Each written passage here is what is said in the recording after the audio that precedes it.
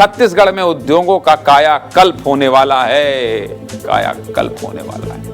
छत्तीसगढ़ की नई उद्योग नीति आ गई है। छत्तीसगढ़ में उद्योगों का कायाकल्प होने वाला है। प्रधानमंत्री मोदी के विकसित भारत 2047 के विजन को ध्यान में रखते हुए इस नई औद्योगिक नीति को लाया गया है। सीएम विष्णुदेव साय ने नई औद्योगिक नीति को जारी किया है। और आज के समारोह की अध्यक्षता कर रहे हमारे वाणिज्य उद्योग मंत्री श्री लखनलाल देवांगन जी, हमारे मंत्रिमंडल के साथीगण श्री ओपी चौधरी जी, श्री केदार कश्यप जी, राम विचार नेताम जी, टंकराम वर्मा जी, हमारे प्रदेश के सीएस श्री अमिताभ जैन जी, उद्योग सचिव श्री रजत कुमार जी, श्री प्रभात मलिक जी, निदेशक उद्योग विभाग,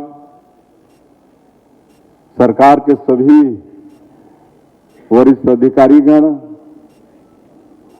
उद्योग विभाग के अधिकारीगण, विशेषकर जिन्होंने बहुत मेहनत किया है इस उद्योग नीति को बनाने में,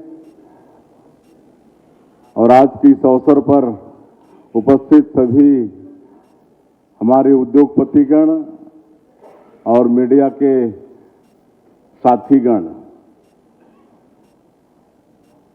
आप सब लोग आज की इस अवसर पर यहाँ पर पधारे हैं। मैं आप सबका हृदय से अभिनंदन करता हूँ, स्वागत करता हूँ। आप सबका जय जोहार करता हूँ।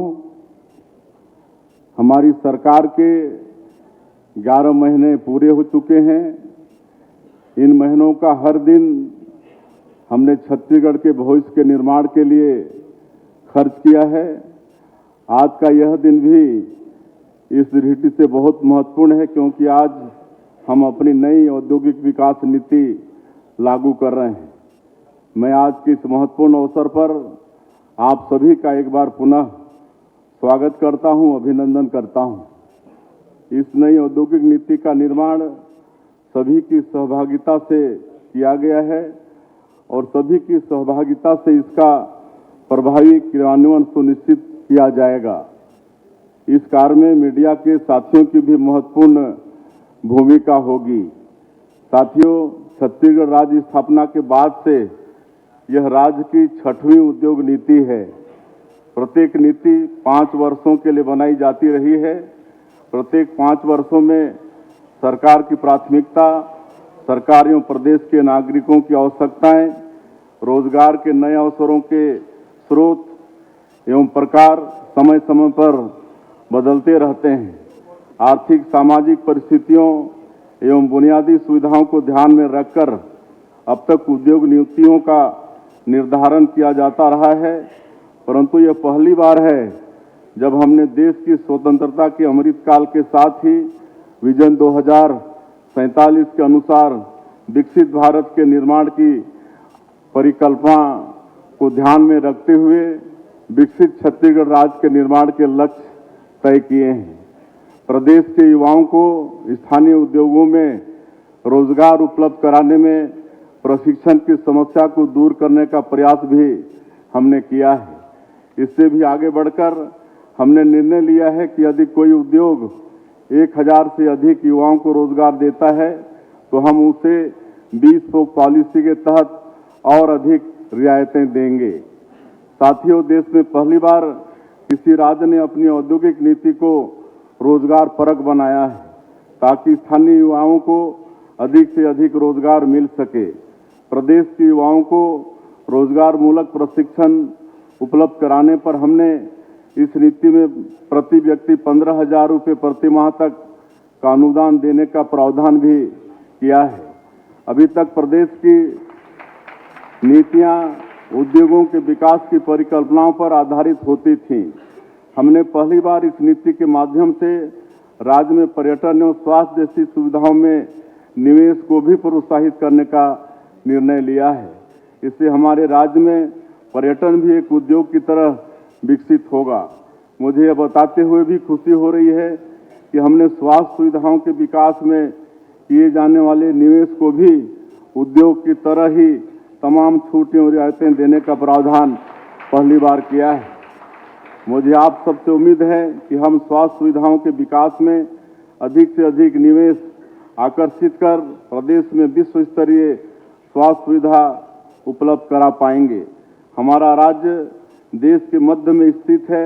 आने वाले वर्षों में हम अपनी भौगोलिक स्थिति, आवागमन के आधुनिक साधनों और आप सबकी भागीदारी से प्रदेश को देश का हेल्थ हब बनाने में सफल होंगे। साथियों, प्रदेश के बस्तर एवं सरगुजा क्षेत्र में भी औद्योगिकरण की शुरुआत हो चुकी है। वहां पर उद्योगों के लिए जमीन उपलब्ध कराना एक कठिन कार्य है। मुझे आपको बताते हुए हर्ष हो रहा है कि शीघ्र ही जगदलपुर के नजदीक हम 118 एकड़ भूमि पर औद्योगिक क्षेत्र का निर्माण प्रारंभ करने जा रहे हैं। वहां पर अगले 12 माह के भीतर उद्योगों को भूमि आवंटित करना प्रारंभ कर दिया जाएगा। हमने निजी औद्योगिक क्षेत्र की स्थापना को प्रोत्साहित करने के नियमों में ढील दी है। पूर्व के न्यूनतम 20 एकड़ के स्थान पर अब हमने 15 एकड़ भूमि पर निजी क्षेत्र में औद्योगिक पार्क की स्थापना की अनुमति देने का निर्णय लिया है। हम संभवतः देश में प्रथम राज्य होंगे जिसने युवा अग्निवीरों एवं नक्सल पीड़ित परिवारों को स्वयं के रोजगार धंधे स्थापित करने पर विशेष अनुदान एवं छूट देने का प्रावधान किया है। इसी प्रकार हम प्रदेश के अनुसूचित जाति, अनुसूचित जनजाति वर्ग के युवाओं को स्वयं का रोजगार उपलब्ध कराने हेतु भी कटिबद्ध हैं। इसके लिए हम इन वर्गों के उद्यमियों को मात्र 1 रुपये प्रति एकड़ की दर पर औद्योगिक क्षेत्रों में भूमि दे रहे हैं।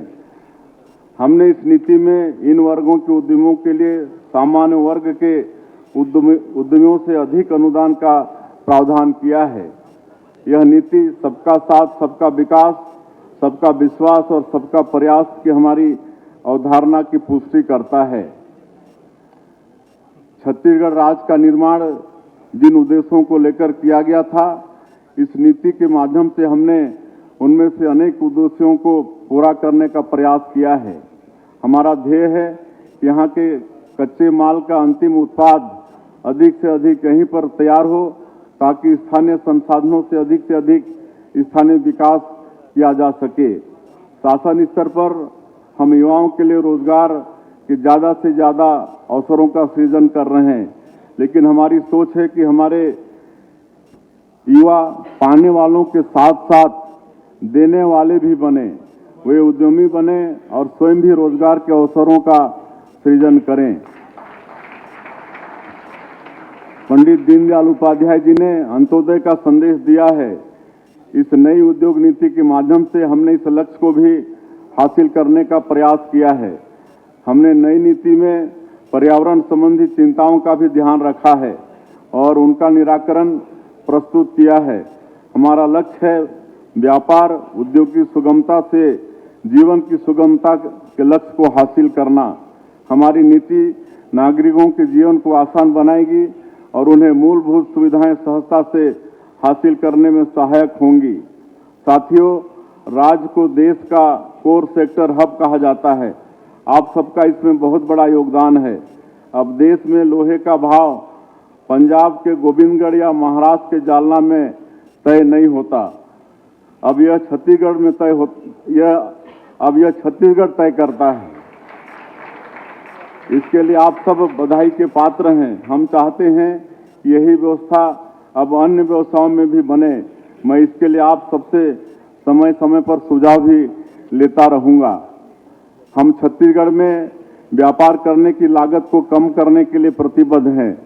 हम उद्योगों को स्थापित एवं संचालित करने में होने वाले व्यय जैसे बिजली, परिवहन, कुशल कर्मचारियों को छत्तीसगढ़ राज्य के सीमा से लगे पड़ोसी राज्यों की तुलना में सबसे कम करने के लिए समर्पित हैं। उद्योगों को बढ़ावा देने के लिए आवश्यक औद्योगिक विद्युत अधोसंरचना जैसे इंडस्ट्रियल पार्क एक्सप्रेसवे, रेल विस्तार, पावर ग्रिड आदि पर हम प्रतिवर्ष राज्य के जीएसडीपी का 1% व्यय करने के लिए प्रतिबद्ध हैं।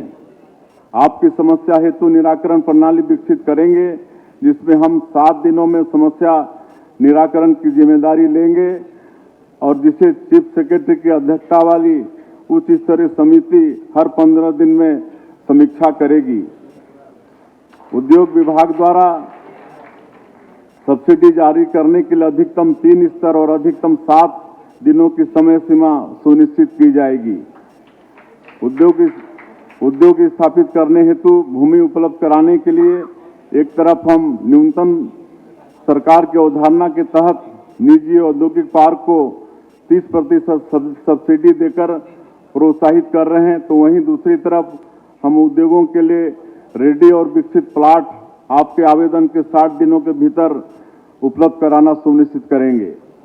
हम यह कोशिश करेंगे कि उद्योग की स्थापना एवं संचालन में सरकारी हस्तक्षेप न्यूनतम हो एवं यथासंभव सेल्फ सर्टिफिकेशन अथवा ऑनलाइन माध्यम से हो, ताकि आपके उद्योग हेतु आपको सरकार के पास आने की आवश्यकता ना पड़े। उद्योगपतियों को राज्य सरकार द्वारा विशेष सहूलतें दी जाएगी। आपकी सहूलतों के लिए IIM रायपुर के साथ MOU करके वहां के पास आउट छात्रों को मुख्यमंत्री औद्योगिक इंटर्नशिप के तहत इन्वेस्टमेंट मैनेजर के रूप में नियुक्त किया जाएगा, जो आपके घर बैठे आपकी प्रक्रियाओं को सुगम बनाएंगे। इस नीति को तैयार करने में आप लोगों के कीमती सुझाव और हमारे अधिकारियों की कड़ी मेहनत लगी है।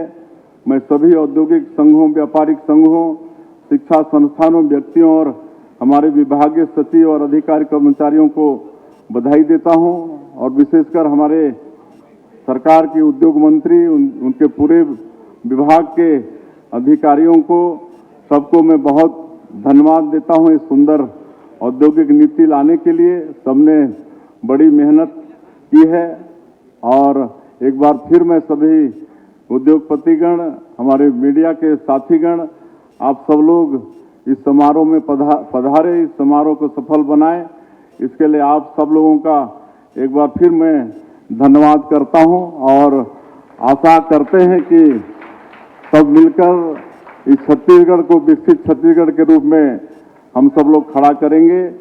जय हिंद, जय छत्तीसगढ़।